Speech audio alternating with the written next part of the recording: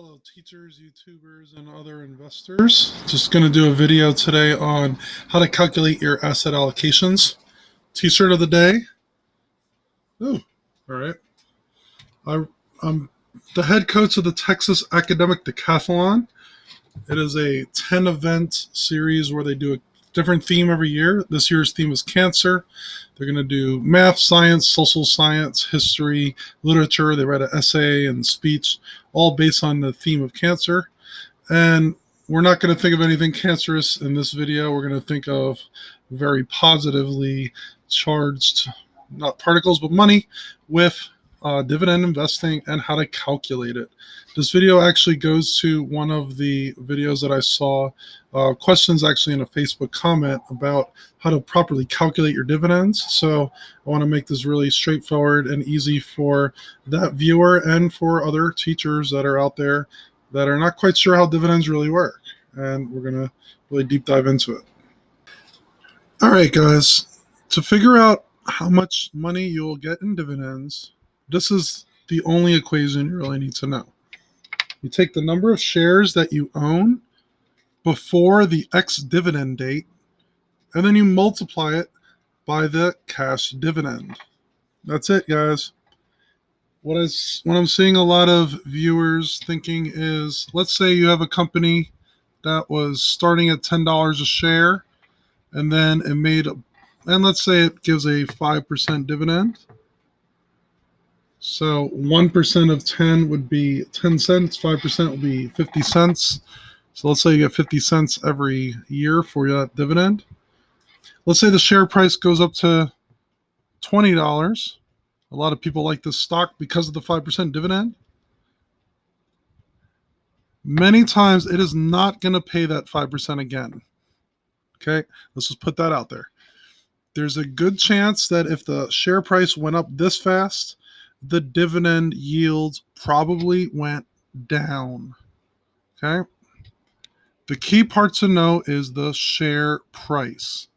So how do you figure out the price per share of dividends? I recommend using NASDAQ.com.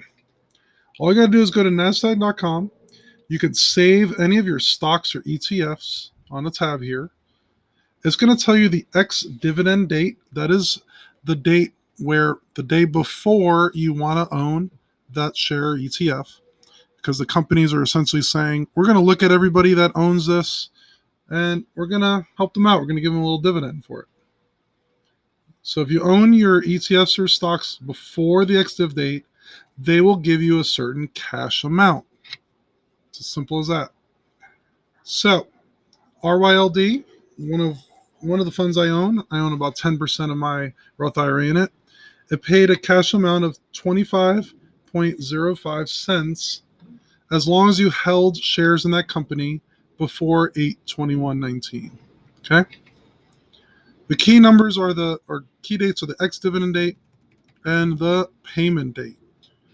If you own before the ex-dividend date, you will get those shares. You will get those shares during the payment date. So let's say you're considering buying this particular ETF.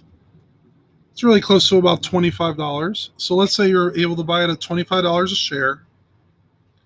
If we're going to invest $100 into this ETF, divide it by $25 a share, you get 4 shares.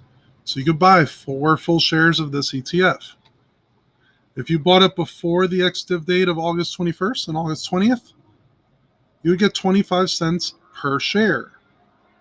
Take your number of shares, 4 shares, multiply it by 0.25, and you would get $1 back in dividends for that particular transaction you make. Okay, that's all there really is to dividends in terms of how much money you're going to make. Now, what I do is I'm going to show you a few of my ETFs and how to actually pocket a few extra dividend payments, and that could actually help your dividends grow. So you notice that this particular fund is in the end of the month typically. As long as you own shares before the end of the month, you'll get the dividends. SPHD is another one of my ETFs that pays monthly dividends. You'll see every month there's a dividend here. As long as you own those shares the day before, you're good. I am collecting these dividends typically in the very end of the month. Look at the payment dates. Pretty much the last day of the month in each of these. So once I get paid in these ETFs, EFAS is another dividend I own, which is international banking pretty much. It's high dividend with international stocks. Their ex-dividend dates are typically a few days after the beginning of the month. So if you look at what I've been doing the last few months to get to my goal of $100 a month in dividends every month, and watch the August 2019 asset allocation video to see how I did that. I have my RYLD and my SPHD.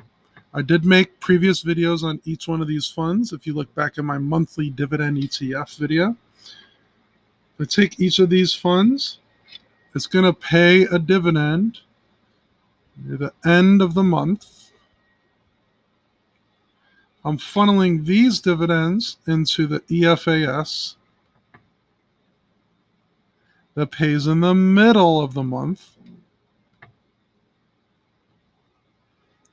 And since I'm getting paid to EFAS in the middle of the month, I could easily funnel back that money back into the RYLD and SPHD. As long as I pay it before the ex-div date, it will pay me again, and the cycle continues. To make the cycle even better, the end of this month, I'm going to have a pretty high dividend check because of quarterly dividends. Quarterly dividends are certain companies and ETFs that pay every 3 months instead of every month. Because of that, their actual payments that they release are usually a bit higher than the monthly dividends. So I'm about to get these quarterly dividends for my other ETFs. I typically get my dividends on March, June, September, and December in the end of those months. So all of the money I've been receiving into these funds could funnel into the quarterly dividends. Those quarterly dividends will funnel back into this whole system. The goal is for dividend growth. Most of these ETFs will continue to grow their dividend over time. And as doing that, we will funnel back into more shares. Essentially, I'm buying more shares of these dividends as they come in.